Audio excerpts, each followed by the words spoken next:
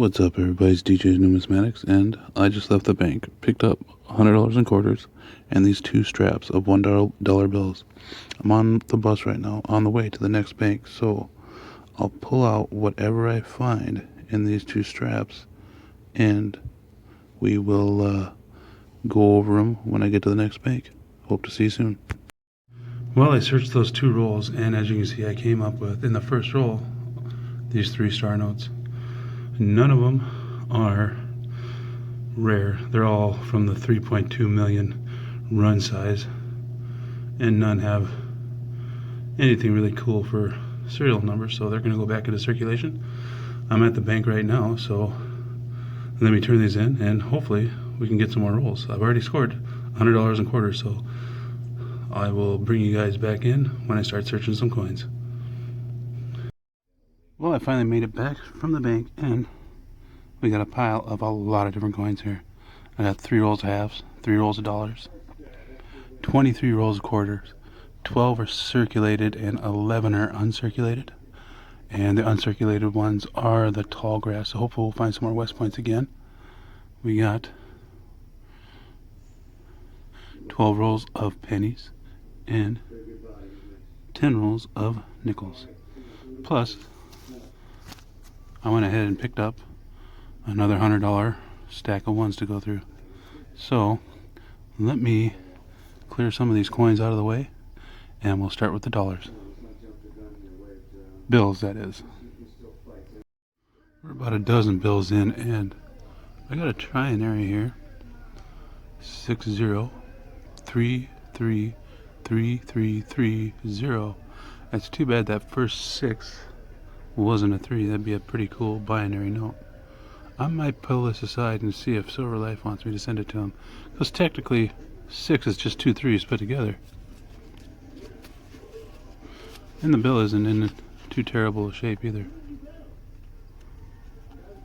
and it's just too bad that first 6 wasn't a 3. Well, we got about 30 bills left, and we came across another star note, and this one here is a 2003 A series. I've already checked mycurrencycollection.com, and it's not a rare note, and it's not in good shape, so it's going to go back into circulation. It ranks in the 3.2 million, I can't remember if that's sheet or bill run, so it's not rare by any means, and like I said, it isn't in very good shape.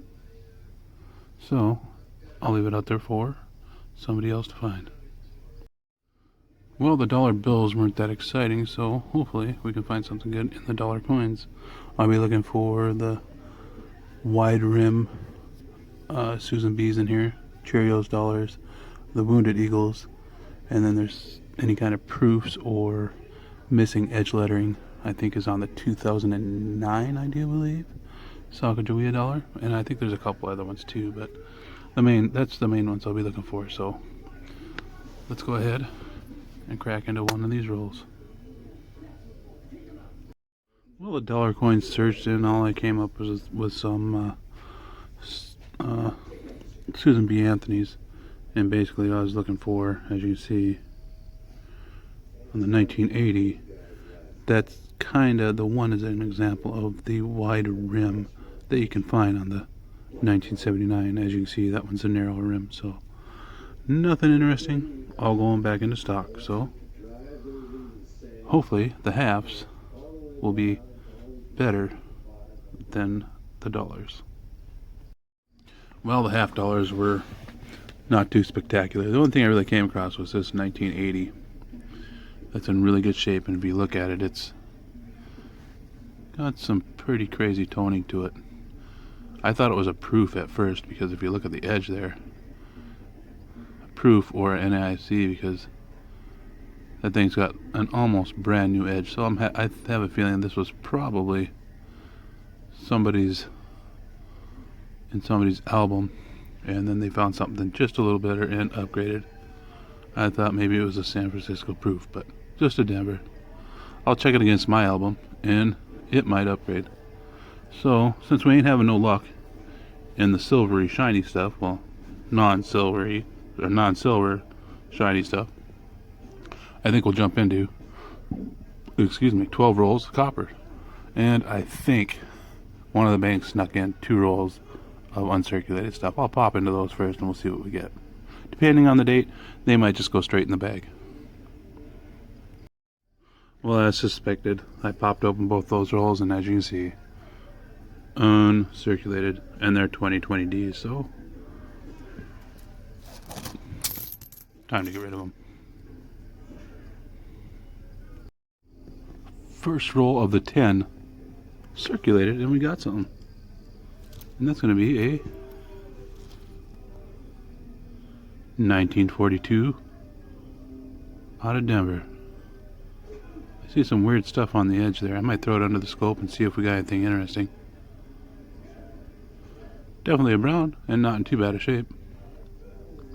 Well, I checked it and I didn't see anything. I think it was just my figment of my imagination. But I did check the mint mark. It isn't the big ones, but you can check on the mint marks on 1942 for a 2 FS designations. One's an FS 502, and it's a D to the north, and then there's an FS 504, which is, I do believe, southeast.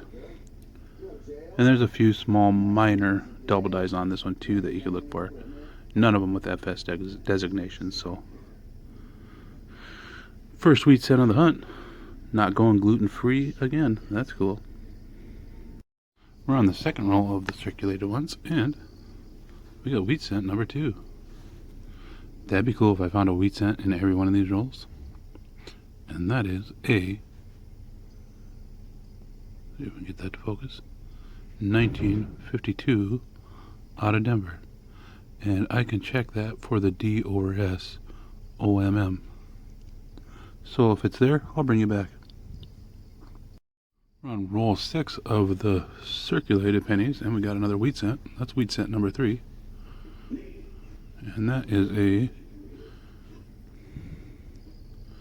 1956 D. I'll check that for the RPMs and see if we got anything. And then while you're here, I noticed a little way in the back here, we got a foreign, and that's a Canadian, 2000. We're on roll 7 of the circulated, and we got another wheat cent. It's pretty beat up, as you can see, but that is a 1942 out of Philly. Looks like somebody must have smacked it on the back there and indented it. But wheat cent number 4. I'm on roll 9 of the circulated pennies, and we got a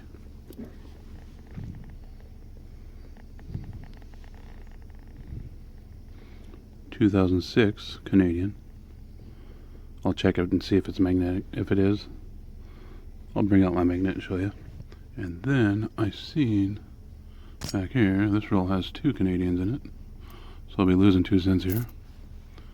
Oop, not that one. Right there, and that is a 1982. Well, the pennies overall were pretty decent. Got the 4 wheats.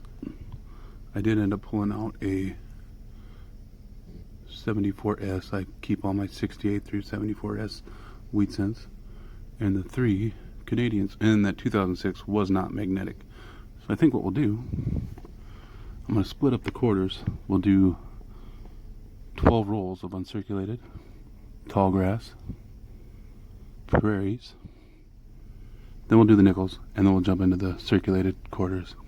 So let me get these pennies out of the way, and we'll jump into roll number 1, and hopefully we'll find some West Points. Well, we're on roll 4 of the circulated quarters, and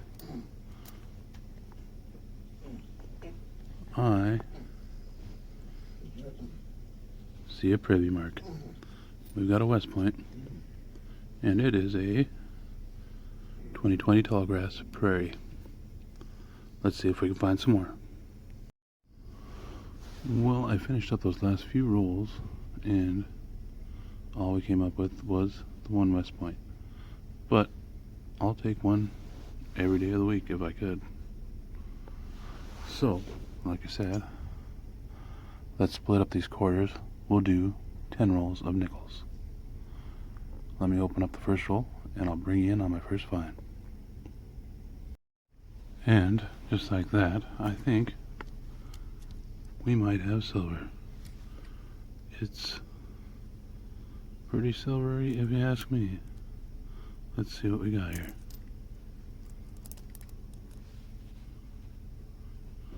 And we've got a mint mark.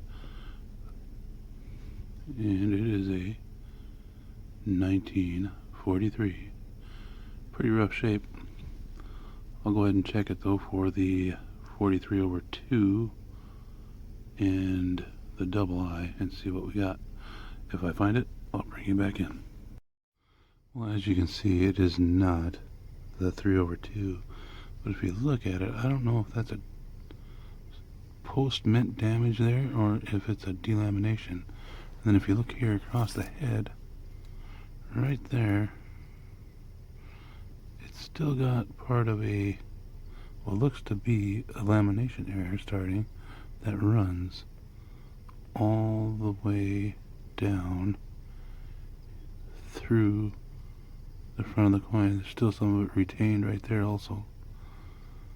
I don't know if that's a lamination error or post-mint damage also, because it is pretty heavily circulated, and you can see right here it's pretty cruddy, but you can pretty much make out that it isn't the double I. So not bad first roll in silver.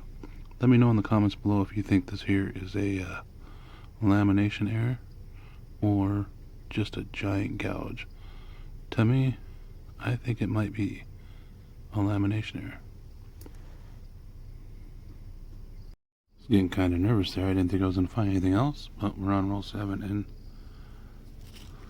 we've got a 1959 out of Denver. Roll 8 and we're going to get another 1959 Denver.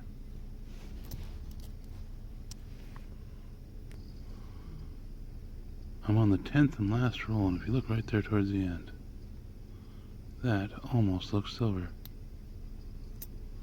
Let's see. Nope, just super rusty. But it is a 1948.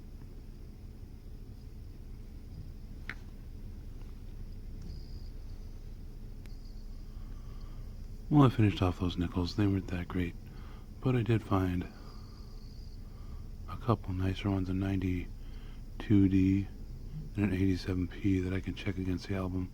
I'm not going to pull it out and check them tonight. I'll check them in another time. And then we got the 2 from the 50s and the 2 from the 40s, including that 43P with, I do believe, a lamination error on it. So let's wrap up this hunt with 11 rolls of circulated quarters. I'll be looking for varieties and hopefully silver and West Points, of course. So let me get these out of the way and we'll hop into these rolls.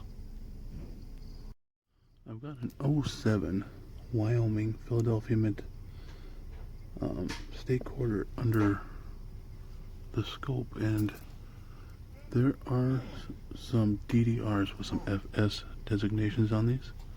This isn't one of them. This is DDR right here if you look at it. DDR 010. There are quite a few different ones that you can look for on this coin, and the FS ones are still fairly valuable. This one not so much, but I think I'll keep it because I have yet to find a DDR on the 07s, and now I have. Well, the circulated nickels are done, and I came up with 4 of the bicentennials that I'll stick in rolls. None of them had the DDOs, so kind of bumming. And then I came across a 1971D that is in really nice shape, both sides. So I'll probably stick that in my album because I'm pretty sure that one's gonna upgrade. And then we got the 07 Philadelphia minted Wyoming state quarter with the DDR in it. Overall, that was fairly decent. The best out of all, I'd say, would be, of course, the silver war nickel, the West Point, and that Wyoming. And I talked to somebody, and that trinary is going out in the mail tomorrow to somebody in Texas because of those numbers. And you all probably know who it's going to because it has 3333 on it. So, well, hopefully you enjoyed this video and learned something. I know not a lot of people know about the DDRs on the Wyoming, so always keep an eye out for those. And gonna be headed to the bank tomorrow, and I've got 2 banks that I need to call and see if they've got some boxes for me tomorrow. Hopefully they do, and I can produce another video for you guys, and hopefully some more finds. Like always, I'll post a link right up here for my eBay page, because some of these, possibly that one, I don't know, that's my first one I've ever found, make it onto eBay. So, and there'll be a link down below also for some of the sites that I use to look up some of these varieties. And it's snowing here, so everybody stay warm, stay safe, and as always, happy hunting.